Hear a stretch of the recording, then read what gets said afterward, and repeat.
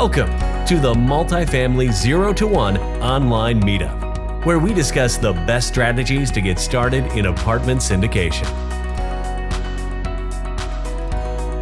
Thanks everybody for joining us and on our next episode of our Multifamily 0 to 1. Today we have Dan, who is going to introduce himself in a minute. So if you're new here, if this is your first time, special thanks for joining us for the first time. Here, our focus is how to get from 0 to 1, meaning how to get started as a multifamily syndicator. Before we get started, I just want to remind everyone that this is an educational presentation and we're not making any investment recommendation. You should always consult with your CPA and attorney for financial and legal advice. Again, my name is Marcelo Cazini. So my background is in IT and software development with an MBA from Texas A&M University. I'm a local Houston CCIM member with all the CCIM designation trainings. I'm a multifamily investor, and I also own and operate my own commercial real estate. And before multifamily, my involvement in real estate was with single family fix and flips. Thanks, Marcelo. Hey, everybody, this is Claudia Rubio. I'm a real estate investor. I was born in South America in a little country named Colombia. I'm an architect. My background is mostly on asset management, managing our own assets, Martin and mine and my family's assets from 25 years. And now we are managing our first syndication here in Houston. And I also hold a National Apartment Association certification. And I'm Martin Rubio. I'm an IT security consultant. I've been doing this for around 25 years. The last 2.5, 3 years, we've been very focused on multifamily. And as Claudia mentioned, we were able to syndicate our first deal last year. We're working on making that deal successful and trying to find the second one. My background, to complement Claudia's asset management background, is more on the business management side of things and consulting. And we have around 800 units. We have ownership in multifamily in the Texas and Arkansas markets. All right, thanks, Martin. Dan, do you want to go ahead and introduce yourself? Sure. Yeah. Thanks for having me. First off, you guys, I'm excited to be here. I love talking about multifamily. My name is Dan Brisse. My background is in professional snowboarding. I grew up in Minnesota. When I graduated from high school, I moved to Salt Lake City, and with this dream of being a professional snowboarder. And after a few years of grinding and working nighttime jobs, I finally ended up getting to a point where I started getting paid. Started traveling as a snowboarder all over the world. I competed in X Games 6 different times. I have my high point in my career would be 2 X Games gold medals back to back in 2011 and 12. And then midway through my career, I started to realize I needed to get into a multifamily to help with some tax savings. So I started Granite Towers Equity Group with Mike Roeder. Mike Roeder is a business partner, longtime friend. We've done 8, we're working on our 9th syndication right now, and yeah, heavily focused in B and C class apartments. So that's kind of me in a nutshell. All right, Dan. So I would like to start asking you, was multifamily your first way of getting into real estate, or did you start doing something else like single families or any other type of or real estate investment? Yeah, my first investment was a single family home, and I was looking for passive income and, depreciation. So really my biggest thing was passive income though, right out of the gate.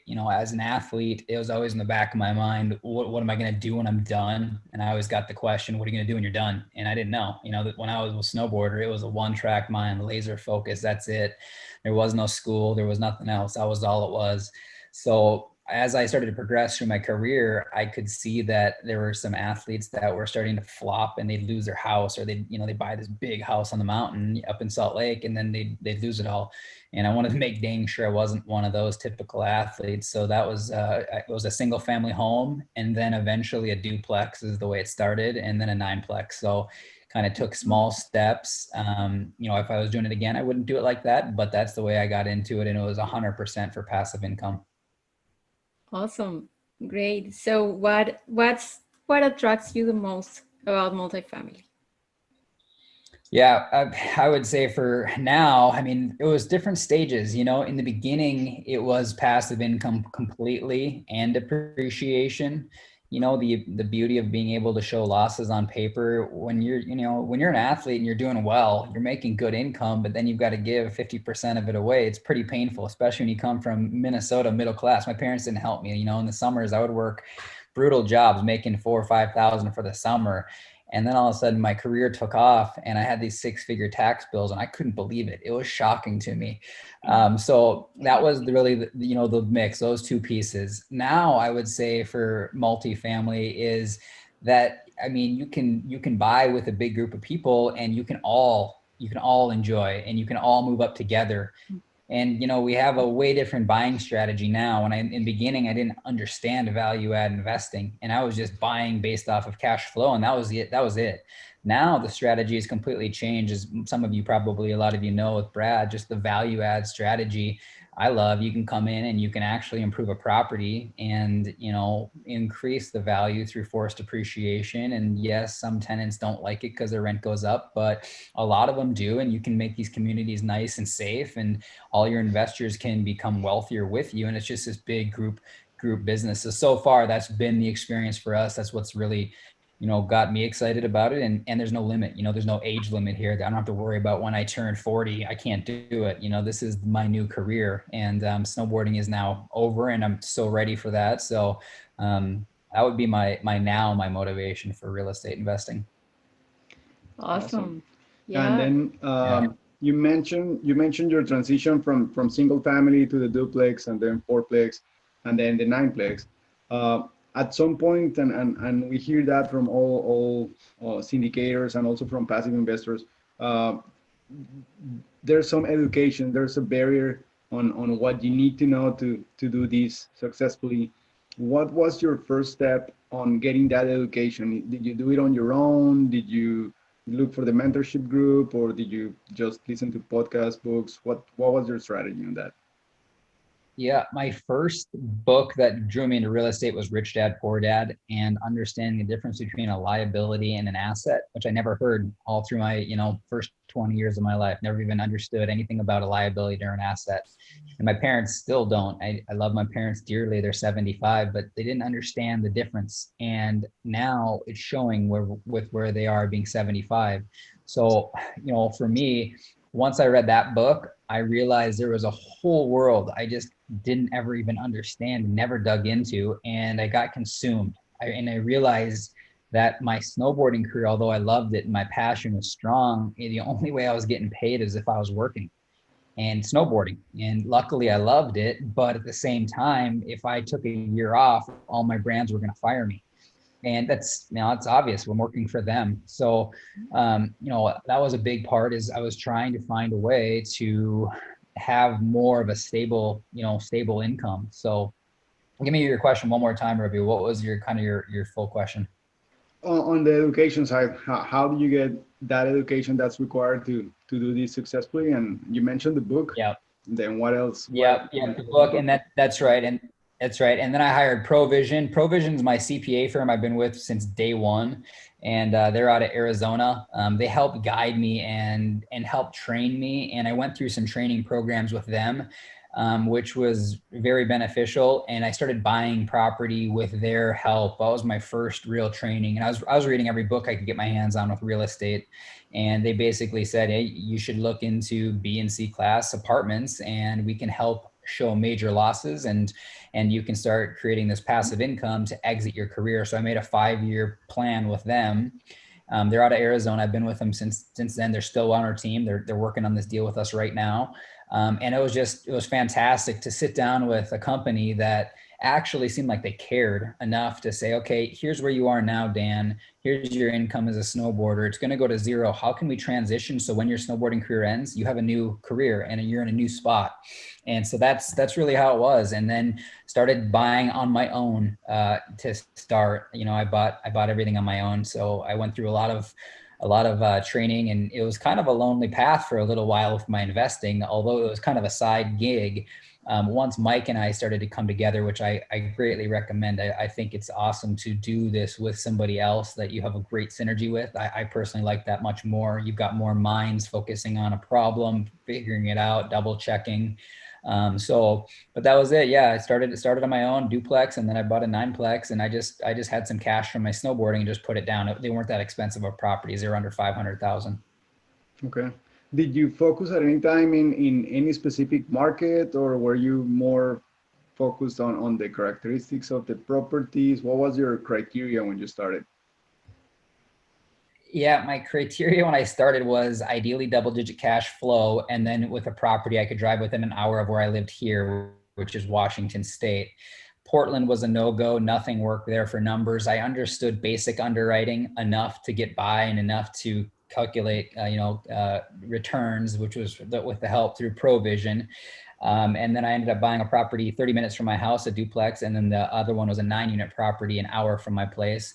I was lucky on timing. I was buying in a market where you really couldn't screw up. It was 2012, 2013, and both of those properties just went up due to the timing of the purchase. And then I have exited both of those deals and moved on to some bigger deals. What about your first syndication? Same criteria, cash flow and closeness? Yeah, first syndication. I mean, it was by that time when we were actually raising money. I went through Brad's program, which personally, I think that was worth its weight in gold. If I could do my career all over again, I would have joined Brad's group in 2012 and just started with him right out of the gate. There's a lot I thought I knew and a lot of information I thought I had, but you don't know what you don't know. And all of a sudden you're, picking stuff up that can totally change the direction and the trajectory of every investment you do. And it's critical stuff. One thing I learned as I bought a property on my own, a 24-unit deal, is I had all my money in and I didn't have enough CapEx to fix the deferred maintenance. So I was fixing it out of cash flow, mom and pop style way of doing it. At the time, I didn't know any better. So yeah, I went through Brad's program, and then when we got trained and went through all of his stuff, it took us 15 months from the day we joined his program to buy our first deal, and it was brutal. Those 15 months were brutal. We went through a lot of LOIs submitting. We went through a ton of underwriting. We went through building our team out much further, much deeper. It was a grind. Mike and I were grinding, and we never got a deal for 15 months. And then the first deal we did was in River Falls, Wisconsin, about an hour from where Mike lives. I grew up in Minnesota, so I'm there a lot. My parents are there, my brother's there. It was a 45-unit deal. We actually are looking at potentially exiting it here right now. We bought it in 2018, November 2018. We put in $450,000 per door, and we bumped rents got them at 600, and now they're at about 850. And it's 100% occupied, and the property it's one of our best properties. As far as buying and performance goes, it's been unbelievable. That's pretty cool. And I think you're the first guest that we had that started the search for the first syndication with a standing partner. So that's also a very interesting strategy. Not a lot of people follow that. So with that in mind, for the first syndication with Mike, what was you think your biggest challenge, other than finding the property and putting all those LOIs? Do you have any major challenges that you think people here would benefit from knowing how you address them?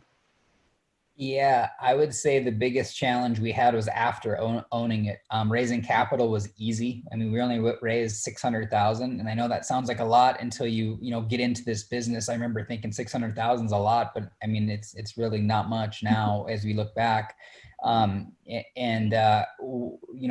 Going all the way to close was a cinch. With Brad's training, with what we had, we were so prepared.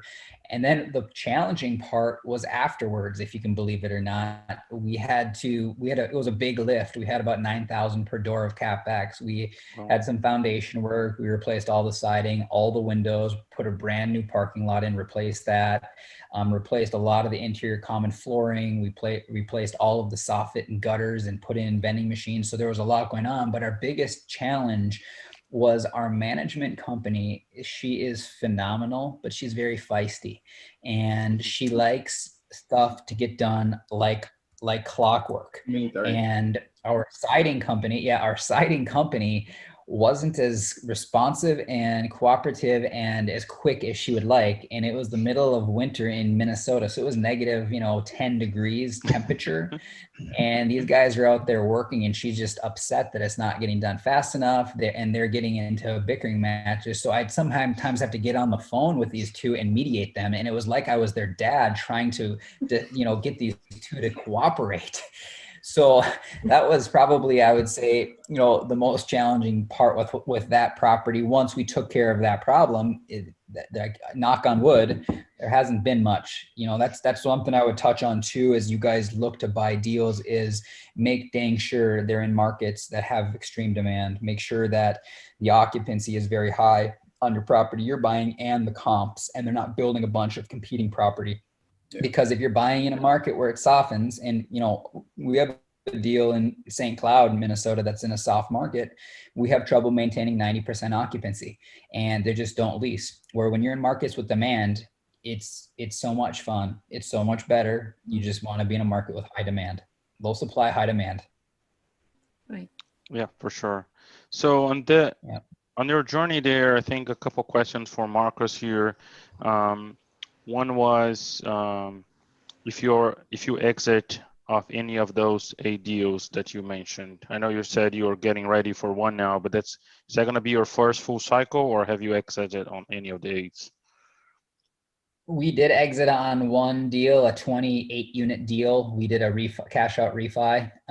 It was just 3 of us that bought the property. It wasn't a real capital raise. It was a partnership. Myself, Mike, and one other friend from high school. We all put in a third of the down payment, added the value, and then we did a cash out refi and returned like 85 or 90% of the funds, and we still own that deal. I've obviously sold my duplex, my 9plex, and my 24 unit deal, which were just fine. And I'm going to say it was mainly because of the timing of the market cycle, and I'm glad I don't own them now. And then we are looking to exit on the 45 unit deal at some point here in the next few months, potentially. I'm a little, torn on that, because the thing is producing 18 to 20% cash on cash for us and our investors. Some of them want their funds back. A majority of them don't. They're like, if you give me those back, well, I don't have a place for them and I don't want to mess with it. They just want to keep it where it is. So, but we don't want to refinance that one necessarily, because it's in a little bit of a smaller market and it's a little smaller property. So it's there's some discussion there on how to go with that one. And then we bought one other property with a gentleman that we were looking at exiting as well, come 2021, early 2021. It was we just bought it, and we've added tremendous value much quicker. And we're looking to potentially exit on that one as well. And from a property management perspective, a couple follow-ups here on what you mentioned is how many of your properties you started managing yourself, and when did you transition to maybe a full-time manager, and how did you find the manager, and did they came with the purchase, or was it something that you brought a different manager? Yeah, I've never managed a property hand in hand. Being a snowboarder, I couldn't. I was traveling all over the world. I needed third party. And now we go with Brad's model of hiring third party property management and then asset managing the manager. So the way we've found property managers is we interview. We ask for referrals. Those are the main 2 ways. Ideally, you get a referral from somebody who you've had or know has had great success. But that is the one piece that I'm going to say is the most critical piece, is the manager you hire, and then communicating with them on a weekly basis and how they manage your property and how their regional and their on-site correlate. So that comes with, I think, reading any book you can on property management. Ken McElroy has a great book, phenomenal book, The ABCs of Property Management. Ken McElroy is one of my guys now. I have heroes in snowboarding. Now I got a hero in real estate investing. He'd be one of those guys who I look up to. He's got a book out called The ABCs of Real Estate Investing as well. I read that book when I was younger, and that was one of the kind of a spark, interest for me.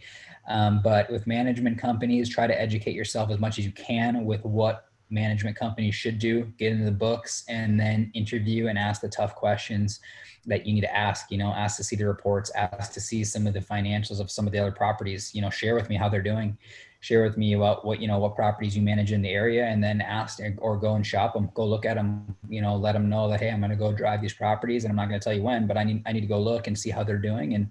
And ideally you can get a good feel if that's their bread and butter sweet spot as you go into a new market. And because you want to have a couple too, if that one's not ready going to get it done, I'd say slow to hire, quick to fire with management. Be dang sure that's the best one. We have hired some poor management companies, and your property will slide quickly, and you got to get them out. And it's not fun. You never want to change management companies. If you don't have to, make it the last thing you do is change management companies. It is a nightmare. It's a challenge. It slows everything down. It's just not what you want to do. So try to really dig in and make sure you've got a good team. And that's one thing that, transitioning into 0 deals to a deal is get your team built, get your team set up. You want to have a great CPA. If you're going to raise capital, I'm telling you right now, you got to have a great CPA, because when it comes to raising money, you're going to want to have that operating agreement set up correctly, and you want to review with your legal team, because those are the pieces that will keep you safe as a syndicator. This is, you're borrowing, you're taking people's money. It's a huge responsibility, right? I mean, I give people my money as investments, and all of a sudden I feel like they're my servant. So keep that in mind as a syndicator. I think a lot of people who are looking to syndicate are thinking it's going to be this glory business. And number one, it's work. And number two, you've got a lot of investors who may start asking detailed questions, and you got to be ready for them. And your team needs to be there with you. Totally agree with you, Dan. Great response. And so talking about you're getting your team together, I think one of the follow-up questions for Mark here was, how do you select your potential partners just in the syndications that you're being part of? Yep, that's a great question. And that's probably even above property management, because these are the guys you're going to be, or gals, you're in business with on a day-to-day basis. So first and foremost, Mike and I are always together. We own Granite Towers 50-50. We don't do a deal without each other. That's just the way it's been set up. It wasn't like we said it has to be this way. This is just the way it is. So we've done 8 with he and I, and then we bring in, if we need a partner with some boots on the ground, that can help with key things that we may need. And, depending on what value they bring, we may divvy up the GP side, depending. It all depends. It's all deal dependent, all based on who's going to bring what value and what's needed to get the deal done. The deal we're working on right now, and again, not a solicitation either, I'm just trying to give you information on whatever I have here, is that these are guys that we have been in contact with a lot since we got into the Sumrock group. This is Brad Sumrock again, Ed Sittler and Perry Zing. We probably looked at 40 deals together and offered on maybe 15 over the last 2 years, and never got one till this one. And this one came together with another group that we know very well, that our lender, Old Capital, knows very well, and has done many deals with them. And we know these guys, inside and out. So I'd say step one is make sure you know the person, and their financials, their credit. Because when you guys go to apply for the loan, that's the first thing they're going to ask is what's your background, what's your PFS, what's your net worth, liquidity, what's your credit like. And then just make sure your values align. Make sure that you guys have similar investing goals. Maybe you have similar exit strategies. I'd say just discuss that, and just don't move too quick. Everyone's excited to get in a deal. I got to get in a deal. Well, the worst is that you get in a deal with the wrong person, and life's miserable. And once you're in, you're in. So I would say move slow and find similar values, and just don't rush. I think that's the best advice I could possibly give. Alex, from the beginning, what do you say? Somebody needs to be muted. They muted already. It's like a marriage, I will say. With your parent, every single deal is like a marriage, not just with your partners, but also with your management company. Yeah. So yeah. Definitely. Yeah. So one of the things you mentioned there, Dan, is that you guys look into a lot of deals, right, before you found this, and so um, you one of the important skills, as we know, for syndicators is how to evaluate those deals, how to underwrite them.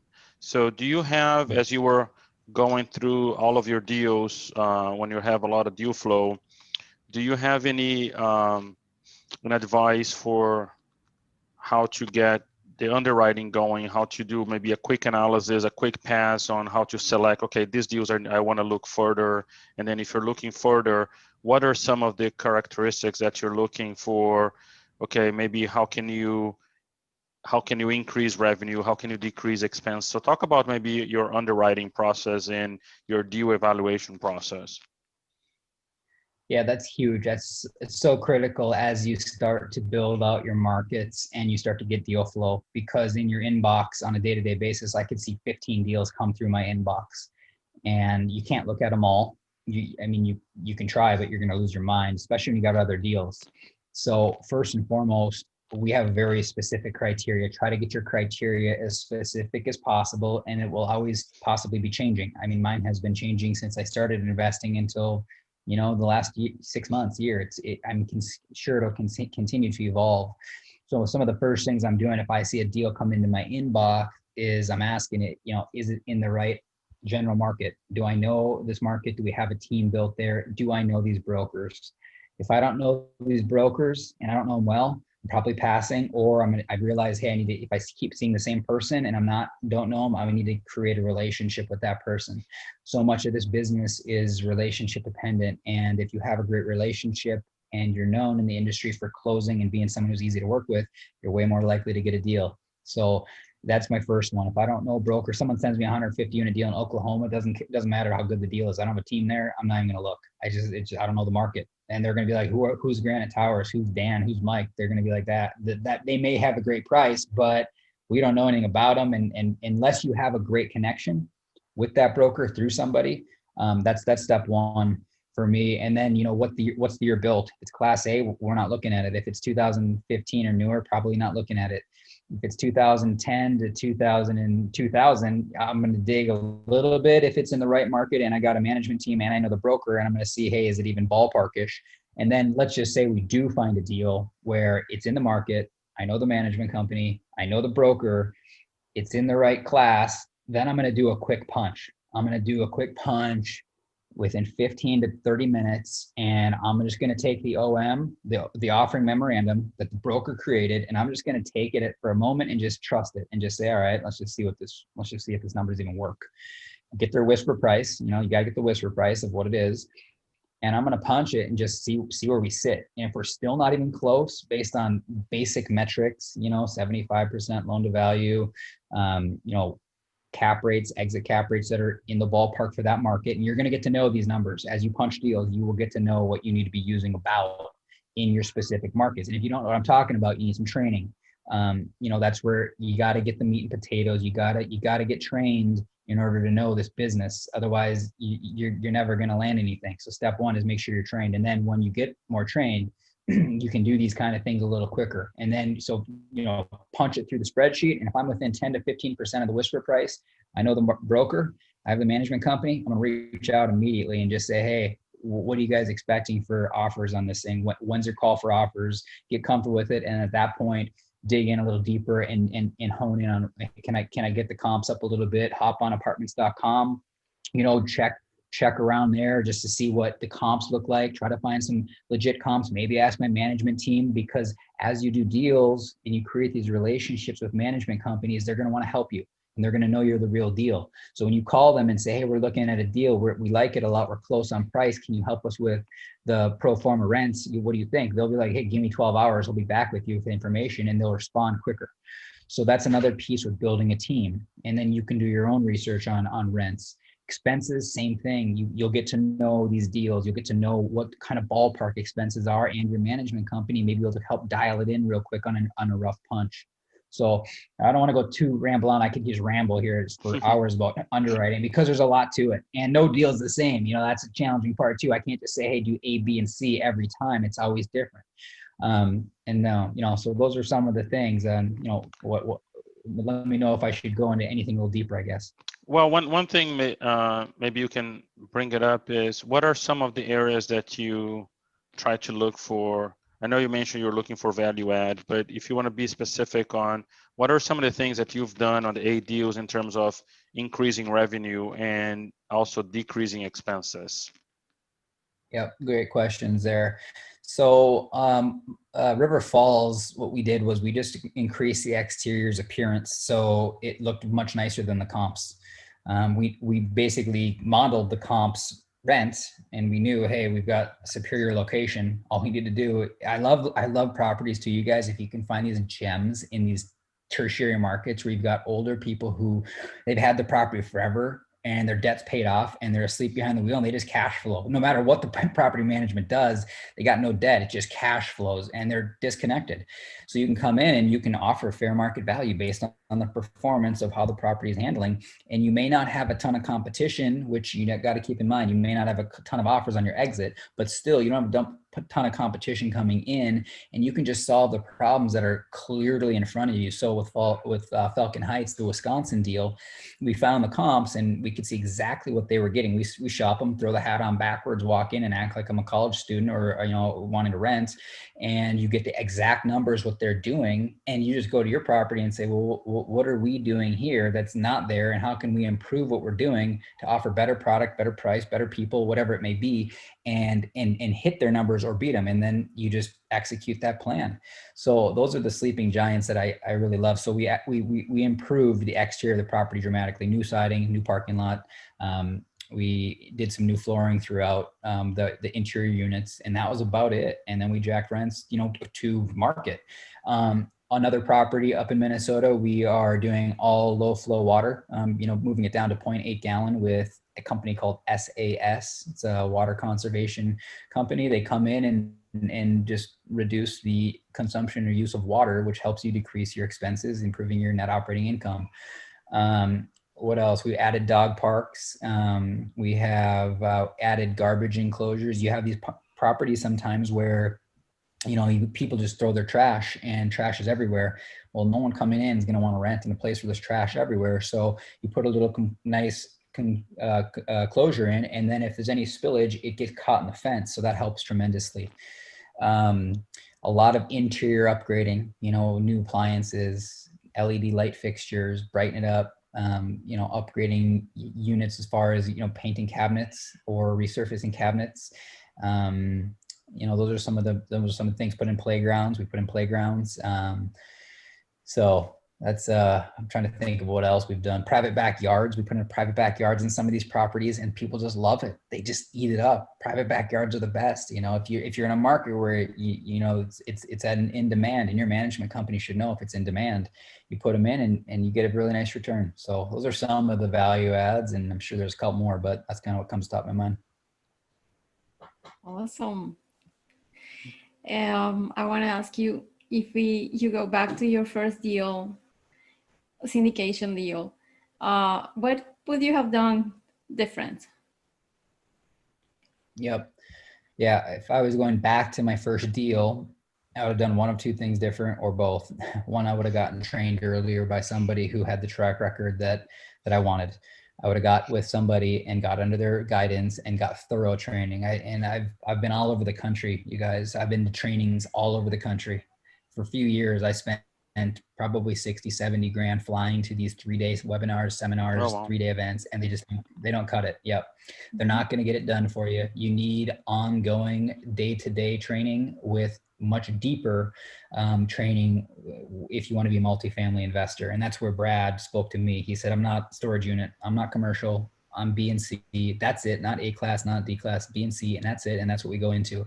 So when I was there, I was like, these are my people. This is what I've been looking for. And, you need actual deep information, not just this high level 3-day stuff. You can't learn anything in 3 days. I mean, you get an overview and you get some great information, but you're not going to leave a real estate investor. That's just not a realistic expectation. So don't get sucked into any of that stuff. I lost money. I mean, yeah, I got some great education, but at the end of the day, nothing moved me until I got somebody with me on a weekly basis. So that would be step one.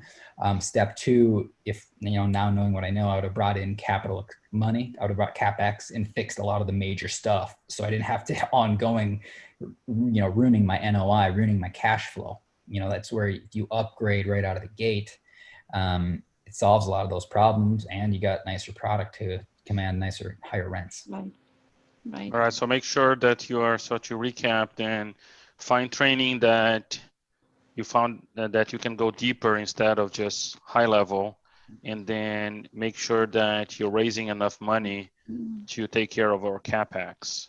So you're not having to try to do that on a shoestring budget with your cash flow, right? Yeah, definitely. And a third thing I'd throw in there is just be clear on what kind of debt you're going to take out and get to know the kind of debt you're taking out. Be careful of yield maintenance.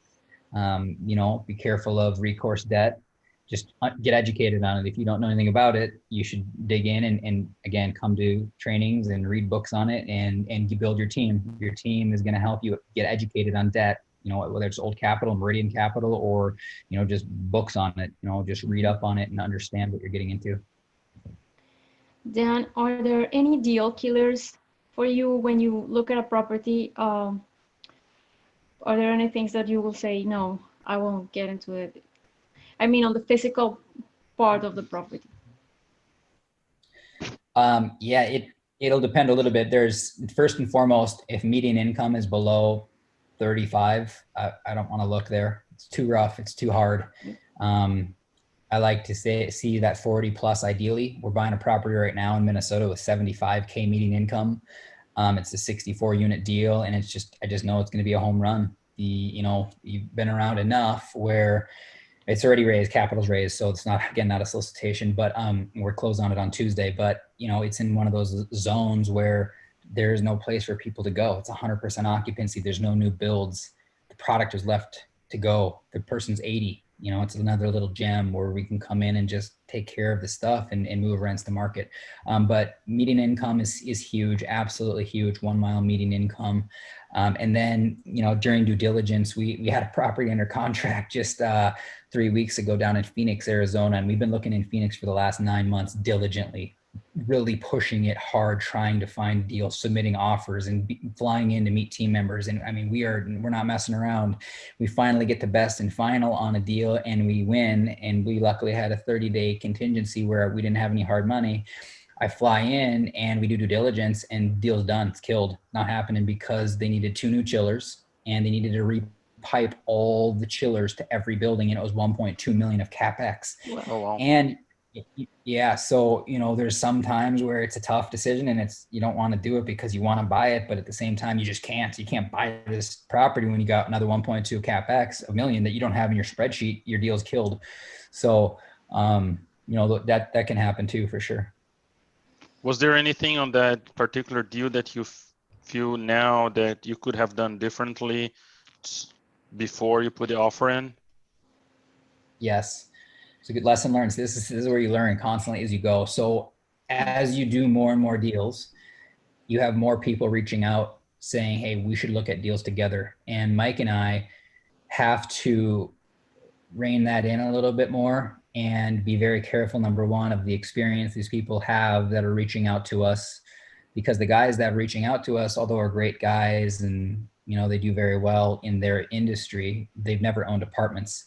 And Mike and I, there are some Rock students, so they are trained in the group, but they're new, and until you own apartments, I don't care how much training you get, verbally and through videos, you're not going to get it until you start owning deals and are there every day on phone calls with management companies. That's the meat and potatoes. That's how you're going to learn this business, by getting into it and doing it. So we trusted a little bit too much with them. And one of us needs to, from now on, fly to the property every time prior to submitting an offer, no matter what, unless we know that the deal sponsor syndicator has multiple deals in that submarket, if we are going to consider partnering with them. So that was the lesson that was learned. And again, no money that was hard was lost. We did lose, 10, 12, 15 grand because inspections and stuff. But beyond that, it wasn't, 150K lost or anything like that. So in this particular case, they were walking the property as a first timer, and they couldn't identify that the chillers needed to be replaced, and that wasn't disclosed by the seller, I'm assuming. That is exactly correct. And they couldn't distinguish how much actual deferred maintenance was in the units that they did see on their inspection day. There's a combination of that. The deferred maintenance in these units was far beyond what they were calculating. Just, not understanding what it's going to cost to fix some of these things. Mm-hmm. Mm-hmm. Wow. Yeah. So Dan, another thing, I think you're the first guest that have properties in different markets and are looking in different markets. What would you say is now that you have properties here in Texas and mostly Minnesota and Wisconsin, what would be different on both the acquisition and the asset management in those different markets that you have to keep an eye on? Just having winter with snow and those things, I assume it makes a difference, but I'm sure there's other factors that also take place. Yeah. So just to recap, your question is what's the differences of owning deals in different markets? Both acquisition and asset management, owning them. Yeah. Okay. Yeah. So purchasing, in Minnesota, Wisconsin versus Texas, I mean, there's not much, really at the end of the day. When we're buying deals, we're buying a deal right now in Minnesota, and we're buying a deal in Fort Worth. And, the team members are going to be what's different. And, you might need to, for example, we're using Callister on a lot of our DFW deals, or Patel Law for doing our SEC docs. Well, they can't create our LLC up in Minnesota. So we'll have a Minnesota attorney create our LLC and that kind of stuff. So that's a little bit cumbersome. I really love when you get a great team member. When I'm going to promote here, my opinion is Callister and Associates. We've done a lot of deals with them, and they have been fantastic. They're a very high level firm. Meryl Callister, Cindy, and Greg are the people we are communicating with most often. And this is a huge team member where, this is critical that you use the right team member, especially when you're creating SEC docs, because you're raising capital and you got to make sure you're SEC compliant. You got to make sure they have everything, buttoned up for you. So, but, beyond that, your team members, it's all pretty similar. You may see in Fort Worth much higher level of entry to buy a deal. For example, hard money day one, whereas some of these deals in Minnesota, you may not have hard money for 30 days or even 45. This deal in Minnesota, we had 30 days to complete our inspection. We raised all our money, we were done, and then our money went hard. So that would probably be a difference. It's just how competitive the markets are. And then, going to asset management, your question there, it's again market to market dependent, very similar. We're on weekly phone calls with our management companies, watching some very specific KPIs, key performance indicators of, vacancy, what our 60-day trends are, what we, should be changing with our business plan, what sort of, stuff we should be implementing more of as tenants are liking it. I think that's really important, just to stay connected with these properties, because they change, markets change, and management companies care about your property, but probably not as much as you do. And just that nice 1-hour conversation about how the property is doing and little checks and balances, I think keeps the management company a little bit more tuned into your deal personally. But overall asset management, it's somewhat the same. If you asset manage in Minneapolis, yeah, you got snow, and you got a snowplow expense if it snows, for sure. So you got to build that in. But beyond that, it's very similar. Is the average expense to income ratio that we use for typical properties down here, the 50-55%, is that similar out there, or is it higher because of the snow? Or yeah, it's dependent each deal. I used to be more into that 50-55%, kind of just throw it in as a buffer number. It's so dependent on our management companies too. Some of these management companies vary so much when they underwrite a deal. We'll have a couple, if we really love a deal, we might show it to 2 or 3 management companies just to get their expenses and income. and that number can change drastically based off of their style of management and how they operate in their fees. And so it just depends. Okay. Are you looking regarding markets? Are you looking just Minnesota, Wisconsin, and Texas, Phoenix, or are you looking other places?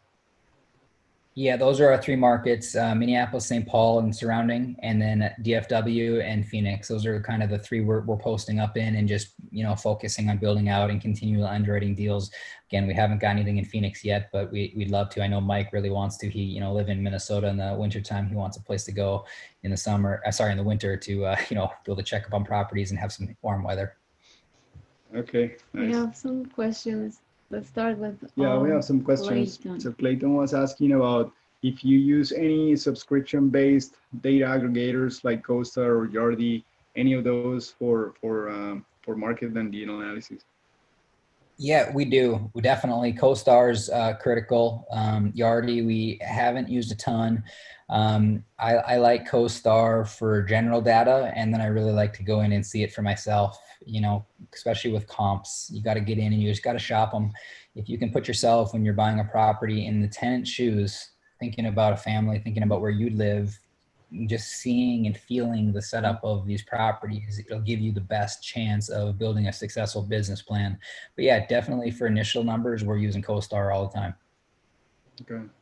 I think Marcus was asking about the size of the properties, and number of units related to the quality managers being easier to find on bigger properties. What's the typical size that you're looking for right now?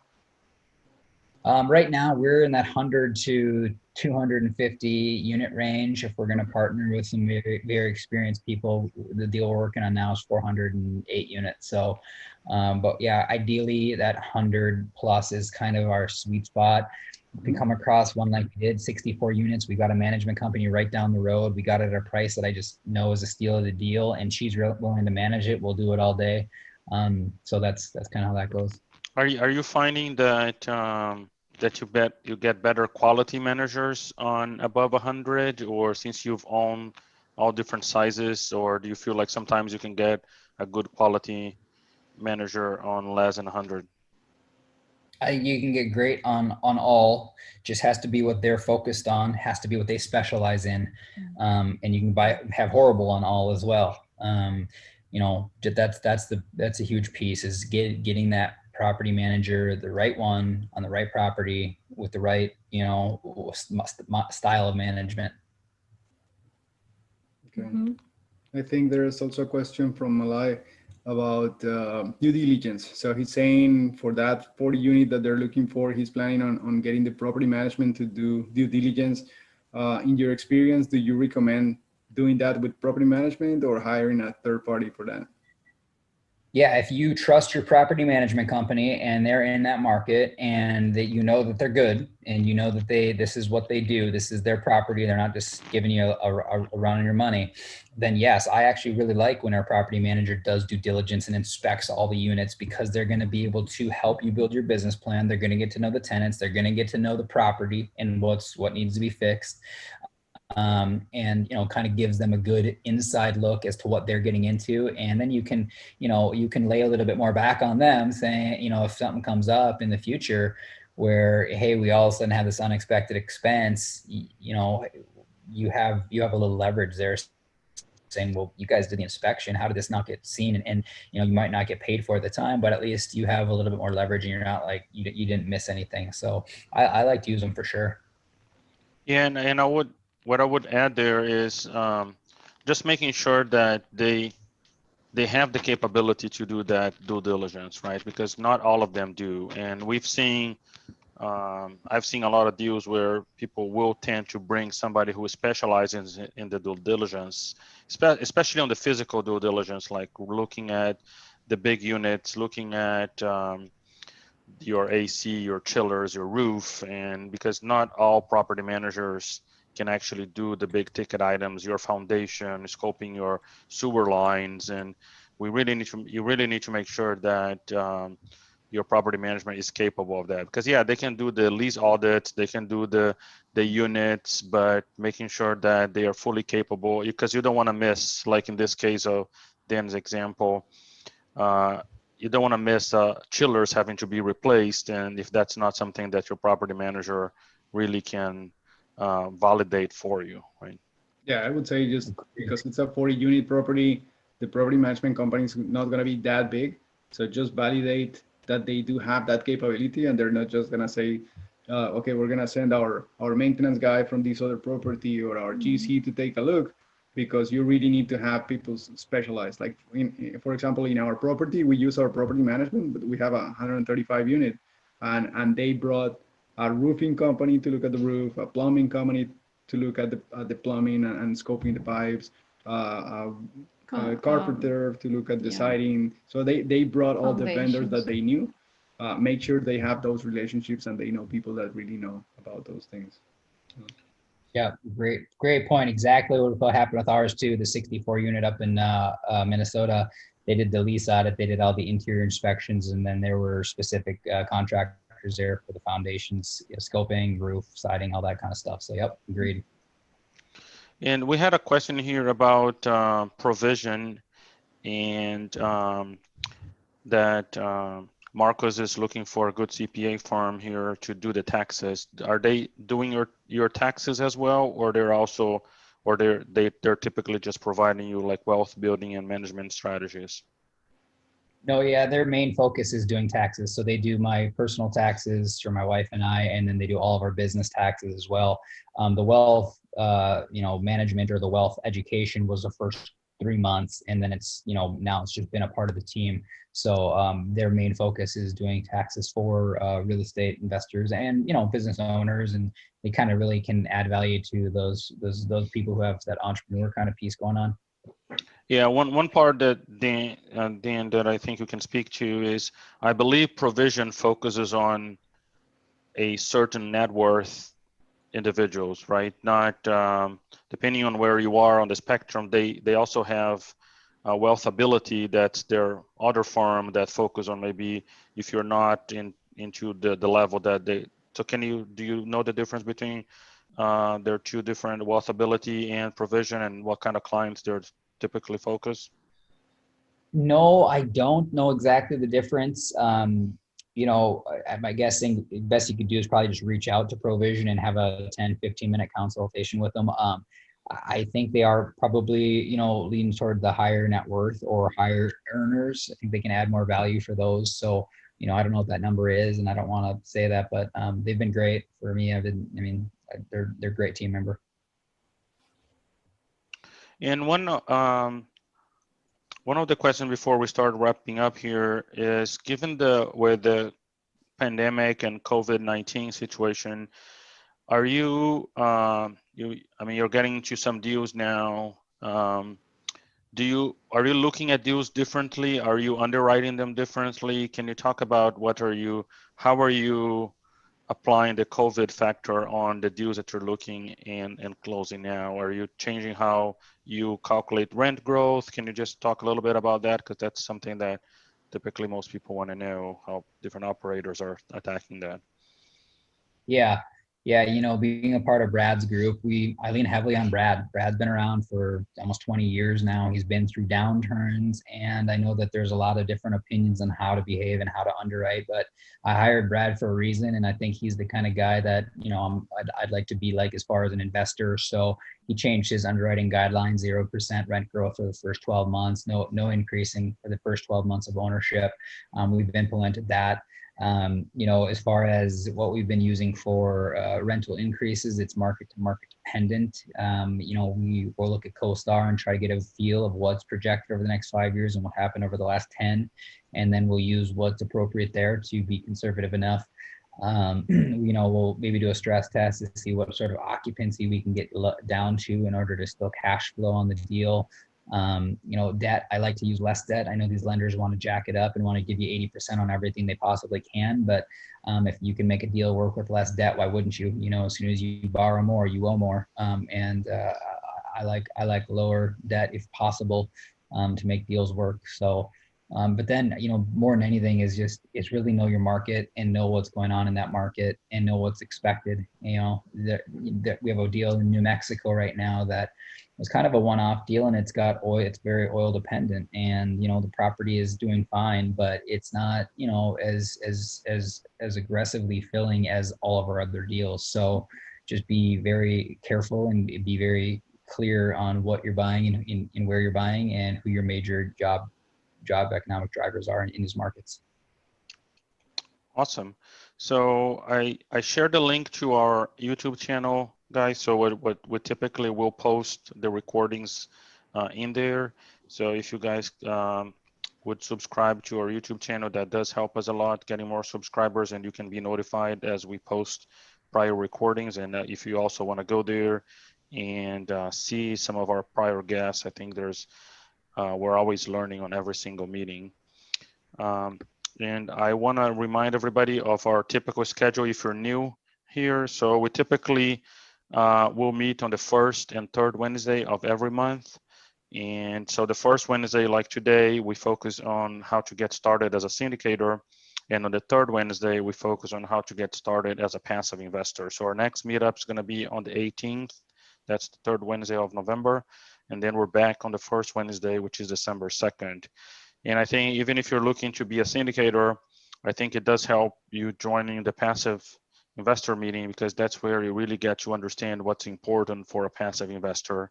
And that's going to be somebody that's going to be your main client there is the passive investor, right?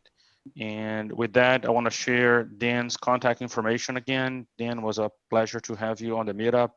And hopefully if people have any additional questions, I'm hoping that they can reach out to you. Yeah, definitely. Thanks so much for having me, you guys. And I'll put my contact in the chat here. Reach out. Would love to connect. If you have any questions along the way, reach out. I'll see if I can help you out based on your specific situation. It's been a long road. I think about it now. It's like it started in 2011, 2012. And there's been a lot of a learning curve. So reach out and get around other people that have what you want and start, just connecting more. Thank you for watching this week's episode of the Multifamily 0 to 1 Meetup. Join us live the first and third Wednesday of every month.